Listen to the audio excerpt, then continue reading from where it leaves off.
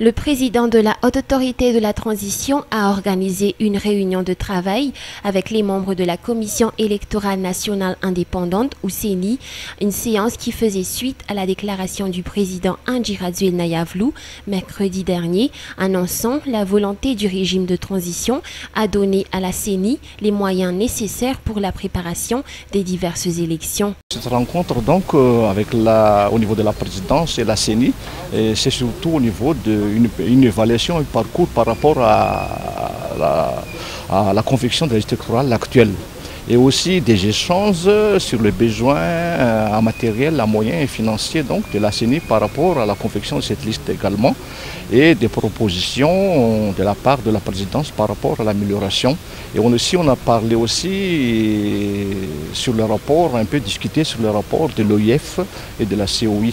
Il y aura une réunion conjointe entre la CENI, les représentants du ministère des Finances et de la présidence donc, pour conclure en fait et décider en ce qui concerne les moyens qui devraient être alloués pour la CENI. D'après toujours Bruno Rakoutoarsou, la séance de travail de ce jour, qui a duré au moins 2 heures, n'a pas parlé de la date des élections. Toutefois, il a souligné la possibilité d'organiser une élection en 6 mois.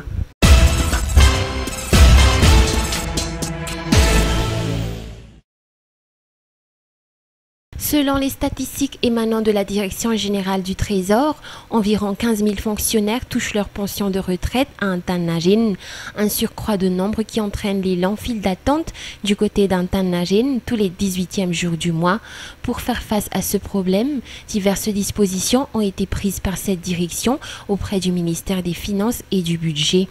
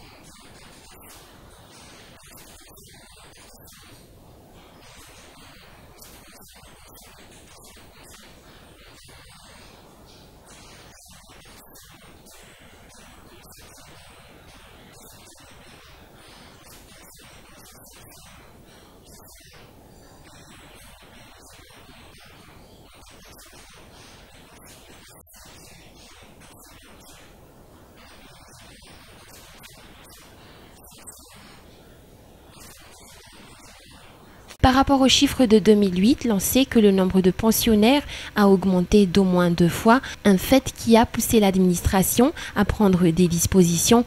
En ce qui concerne les autres perceptions, le nombre de caisses ont été également augmenté, des chaises seront également mises en place.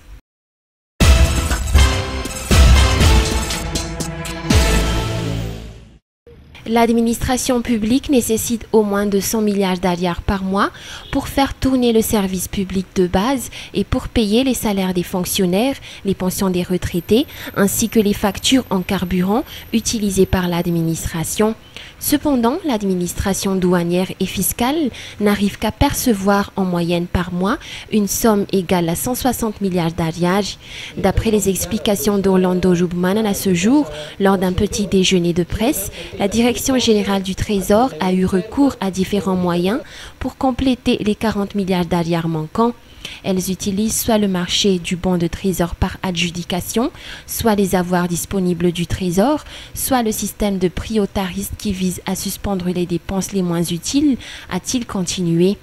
Concernant les grands projets du régime de transition, comme la création de plusieurs hôpitaux et de plusieurs terrains de sport, le directeur général du Trésor a expliqué que ce sont des dépenses qui ont été inscrites dans le cadre du budget 2010.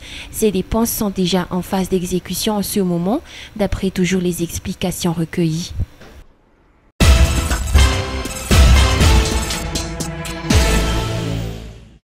Le rapport effectué par les États-Unis au sujet du respect des droits de l'homme dans la Grande Île a fait beaucoup de bruit.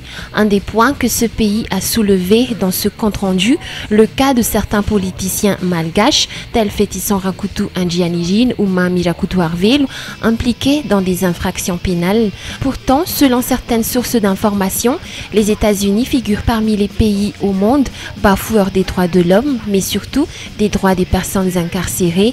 Les images diffusées sont des images qui ont fait le tour de la Terre, tirées d'un site américain rappelant la situation incarcérale américaine, cas considéré par la Cour européenne des droits de l'homme comme étant une forme d'esclavage perpétrée par les responsables pénitentiaires dans des maisons incarcérales.